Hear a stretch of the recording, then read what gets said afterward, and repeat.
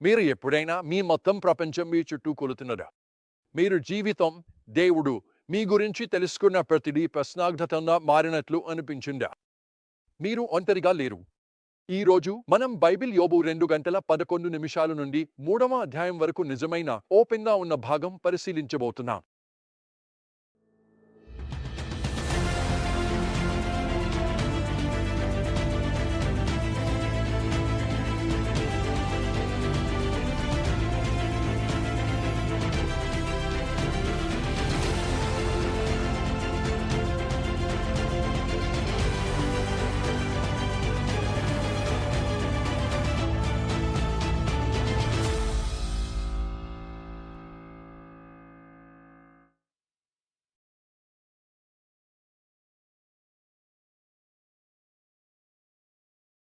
ఇప్పటికే మనం యోగు తన సంపద, తన పిల్లలు, ఇంకా తన ఆరోగ్యాన్ని కూడా కోల్పోయినట్లు చూశాం. కథ కొనసాగితే మనం అందమైనదిగా, హృదయ విదారకంగా ఉండే దృశ్యాన్ని చూడబోతున్నాం. యోగు బాధను చూసి స్నేహితుల స్పందన గమనించబోతున్నాం. అలాగే యోగు తన కుదిపిన వేదనను వినబోతున్నాం. యోబు స్నేహితుల గురించి చర్చ. యోబు 2:11-13లో ఎలీఫజ్, బిల్దద్, జోఫార్ ముగ్గురు యోగు కష్టాల గురించి విన్నారని చదువుతాం. ఓదార్పు ఇవ్వడానికి వారు ప్రయాణమయ్యారు. ఆ తర్వాత వారు చేసిన పని బహుశా వారు చేయగలిగిన అత్యుత్తమమైన పని. అదే, ఏమీ చేయలేదు. 7 రోజులు 7 రాత్రులు వారు యోబుతో నిశ్శబ్దంగా కూర్చున్నారు. వారి ఉదాహరణ మనకు పాఠాన్ని నేర్పిస్తుంది. ఇటీవల నేను స్నేహితుడిని కలిశాను. అతని భార్య అల్జీమస్ కారణంగా మరణించింది. ఆమె అనారోగ్యం ఆరంభంలో ఉన్నప్పుడు ఆమెకు సహాయపడేందుకు అతను చేశాడు. కానీ వ్యాధి మరింత తీవ్రతరం కావడంతో ఆమెకు అత్యవసరం తన సమక్షమే అని అతను గ్రహించాడు. ఆమె జీవితంలోని చివరి 4 నెలల పాటు అతను కేవలం ఆమెతోనే ఉన్నాడు. అతను చెప్పాడు, ప్రభువు నా హృదయానికి మాట్లాడి, మీ భార్యకు సేవ చేయాల్సిన విధానం ఇదే, కేవలం ఆమెతో ఉండిపో. స్నేహితులారా, మనుషులు బాధపడితే వారికి సమాధానాలు లేదా సలహాలు అవసరం ఉండకపోవచ్చు. వారికి కావాలి కేవలం మన సమక్షమే. యోబు స్నేహితులు విషయాన్ని అర్థం చేసుకున్నారు.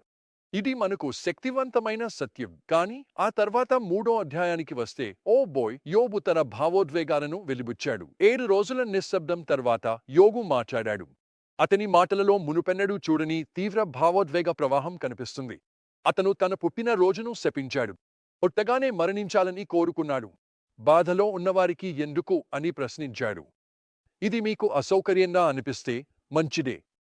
అలా అనిపించాలి. ఎందుకంటే ఇక్కడ మనం చూస్తున్నది తీవ్ర నిరాశలో ఉన్న ఒక మనిషి యొక్క నిష్కపటమైన భావోద్వేగాలు. ముఖ్యమైన విషయం ఏమిటంటే, దేవుడు ఈ విషయాన్ని తన వాక్యంలో చేర్చాడు. మనం దీనిని చూడాలని కోరుకున్నాడు. ఎందుకు? ఎందుకంటే దుఃఖం లోతుగా ఉన్నప్పుడు భావోద్వేగాలు అదుపు తప్పుతాయి. ఇదే మానవ స్వభావం గురించి నిజం, మరియు దేవుని వాక్యం సత్యమే. యోబు ఏమాత్రం వెనుకారలేదు. అతను ఆధ్యాత్మికంగా కనిపించేందుకు ప్రయత్నించడు లేదా ధైర్యంగా నటించడు. అతను తన గుండె నిండిన బాధను, గందరగోళాన్ని దేవుని ముందు వెళ్ళబోసు. నీకు తెలుసా, బాగానే ఉంది. నిజానికి అది బాగానే ఉంది. అది విశ్వాసంలో కీలకమైన భాగం. మీరు గమనించాలి, యోబు యొక్క విలాపం మనకు కొన్ని ముఖ్యమైన విషయాలను నేర్పుతుంది. మన బాధ గురించి దేవునితో నిజాయితీగా ఉండటం తప్పు కాదు. ఆయన మన ప్రశ్నలను, కోపాన్ని, మన నిరాశను కూడా తట్టుకోగలడు. తర్వాత విశ్వాసం మరియు అనుమానం కలిసి ఉండగలవు. యోబు దేవునిని నేరుగా శపించడు. కానీ దేవుని స్వభావం మరియు చర్యల గురించి కొన్ని ప్రశ్నలతో అతడు పోరాడతాడు. మానసిక ఆరోగ్యం ముఖ్యం. యోబు తన మరణాన్ని కోరుకోవడం తీవ్రమైన బాధతో వచ్చే డిప్రెషన్ ఎంత లోతుగా ఉండగలదో చూపిస్తుంది.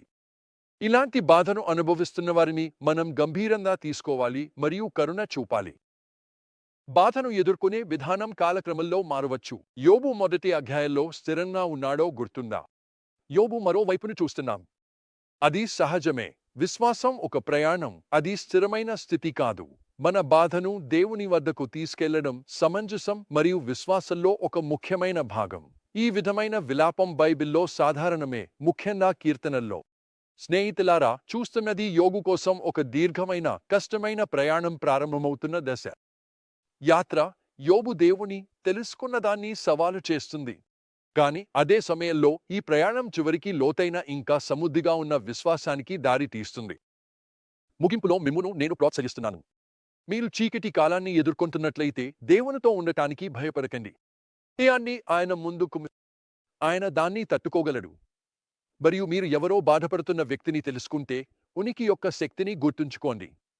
కొన్నిసార్లు మనం ఇచ్చే గొప్ప బహుమతి కేవలం అక్కడ ఉండటం మరియు మౌనంలో భాగస్వామ్యం కావడం. గుర్తుంచుకోండి, యోబు యొక్క విలాపాన్ని తన వాక్యంలో చేర్చిన దేవుడు మీ అంధకారపు లోయల ద్వారా మీతో నడిచే అదే దేవుడు.